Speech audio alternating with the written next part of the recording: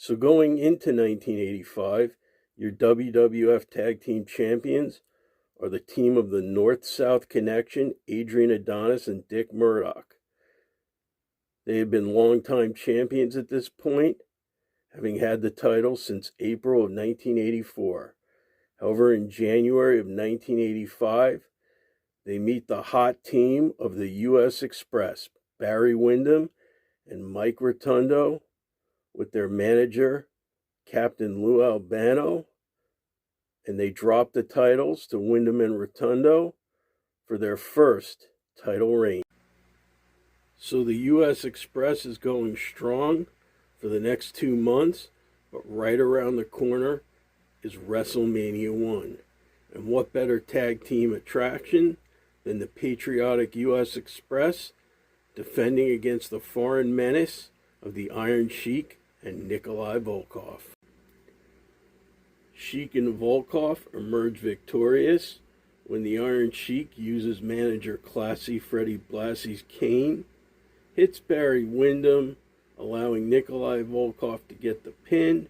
Sheik and Volkov are your new WWF Tag Team Champions. Sheik and Volkov have a nice run until June of 1985, when the U.S. Express regains the WWF Tag Team title on an episode of Championship Wrestling. Now, while all this was going on, a new team was formed in May of 1985, the Dream Team of Greg the Hammer Valentine and Brutus Beefcake. These teams would clash, and in August of 1985, at a house show at the Philadelphia Spectrum, the Dream Team would emerge victorious when Brutus Beefcake used manager Johnny Valiant's lit cigar in Wyndham's eye. The Dream Team get the pin, and not long after this, Windham leaves the promotion. The Dream Team proved to be formidable champions, taking that title into 1986, still going strong. But then they meet the challenge of the British Bulldogs, and before you know it, once again, WrestleMania is around the corner in April of 1986.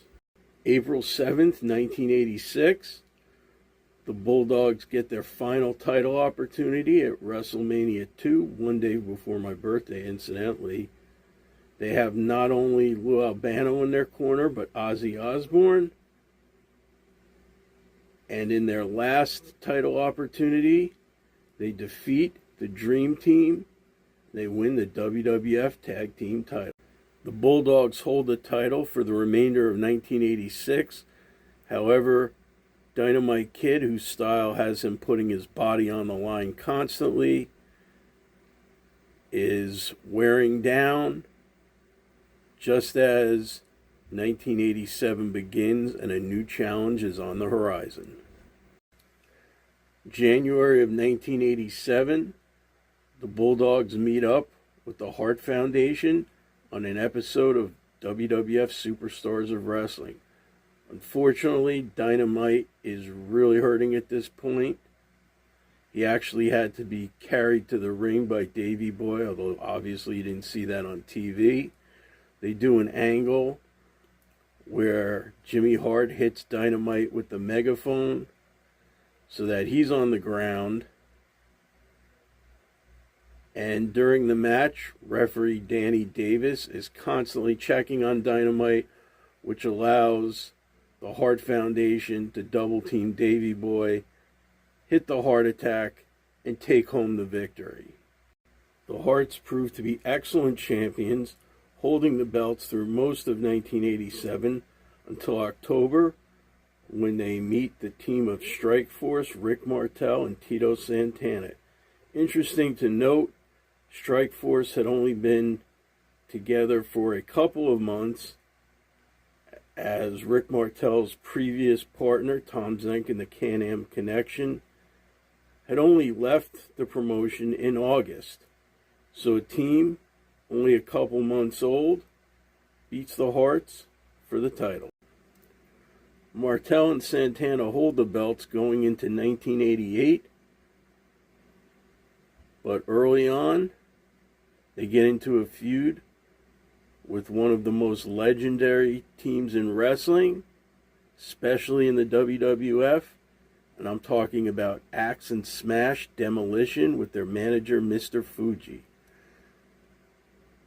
This leads into WrestleMania 4, where Strikeforce dropped the titles to Demolition when Axe uses Mr. Fuji's cane to hit Martel and Smash gets the pin. Now, before we get into the next title change, there's a footnote.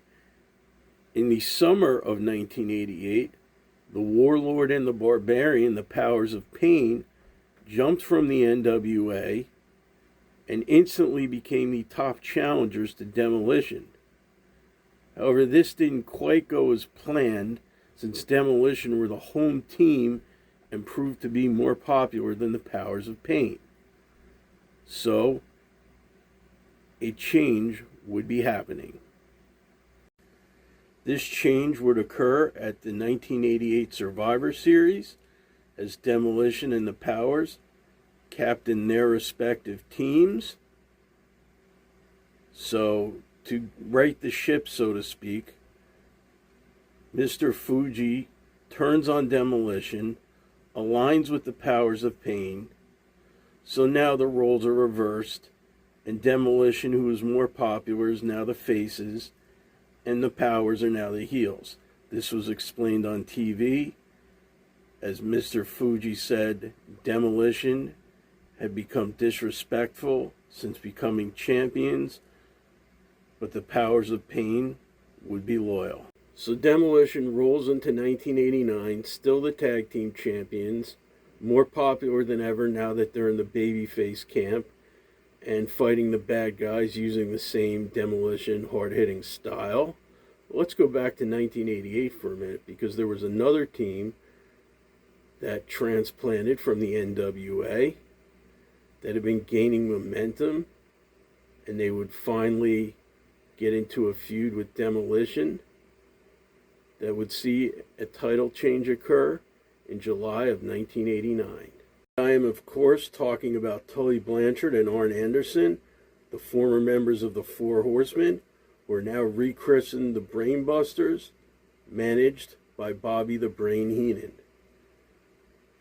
The title change in question, talking about, occurred on a Saturday night's main event.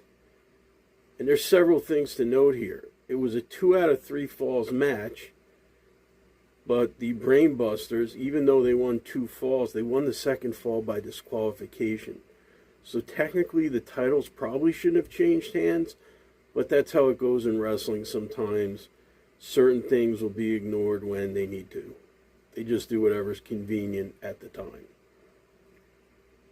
Andre the Giant interferes in the third fall, which will tie into things later. And this ends the first title reign of Demolition at a staggering 478 days.